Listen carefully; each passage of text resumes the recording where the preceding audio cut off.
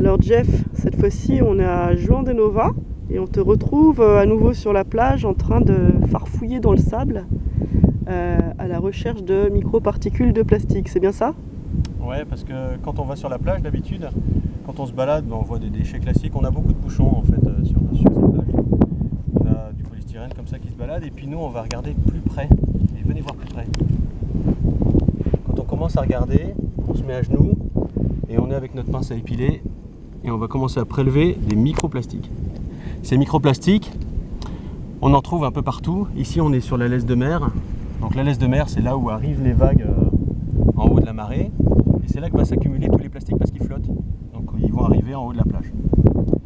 Une fois qu'ils arrivent en haut de la plage, nous on va les prélever. Et puis l'idée ici, c'est qu'on va regarder ensuite comment ils altèrent la vie des organismes qui vivent dans le milieu marin.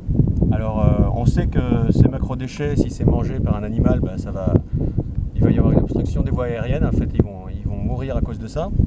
Mais ces petits morceaux de plastique, ils vont s'accumuler aussi dans la chaîne alimentaire. On en trouve dans le plancton jusqu'aux baleines. Alors c'est bizarre parce que quand on pense à une baleine, en fait, elle filtre beaucoup d'eau et elle va accumuler beaucoup de plastique. Et là, on va avoir beaucoup de plastique dans la baleine. Comment on voit après ce qui se passe? C'est qu'à l'intérieur de ces petits morceaux de plastique, pour qu'ils soient solides comme ça, on rajoute ce qu'on appelle des additifs. Et les additifs à l'intérieur, une fois qu'ils vont arriver dans l'estomac de la baleine, ils vont relarguer ce qu'on appelle les phtalates notamment. Les phtalates, c'est typique des plastiques. Et on va en retrouver sur la peau des baleines. Et ça, typiquement, ça montre à quel point en fait, les additifs ils vont pouvoir passer dans les organismes. Donc ça, c'est très toxique pour eux, c'est très mauvais. Il y a aussi des perturbateurs endocriniens. Les perturbateurs endocriniens, qu'est-ce que ça fait? Ça peut même modifier le sexe des animaux.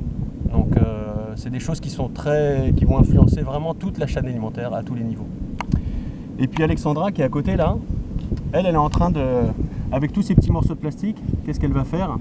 Elle va les transformer en encore plus petits morceaux de plastique qu'on appelle les nanoplastiques. Ils sont vraiment minuscules. Ils sont tellement minuscules en fait qu'ils vont pouvoir rentrer dans les cellules des organismes. Et là, l'effet sur les cellules des organismes, on sait que ça a un effet, il n'a pas encore été vraiment prouvé pour les plastiques, mais c'est l'objectif en fait, un des objectifs de la mission MICMAC qu'on fait ici.